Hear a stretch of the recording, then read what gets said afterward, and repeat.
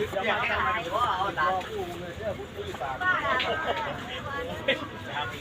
ู่ก็ปนใหญ่หนีบอกอยากเว้ยเอาอย่างนี้นี่เราเลย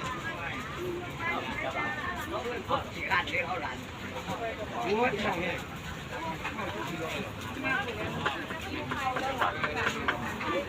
เอาได้ยุ่งเกินหนานะที่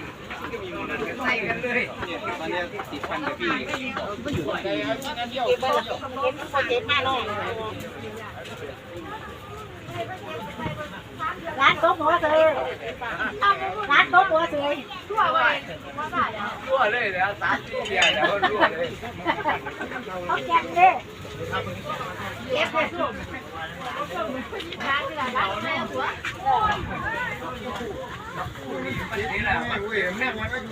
ร้านใส่ปุ๊บร้านใส่ปุ๊บเลยหรออะไร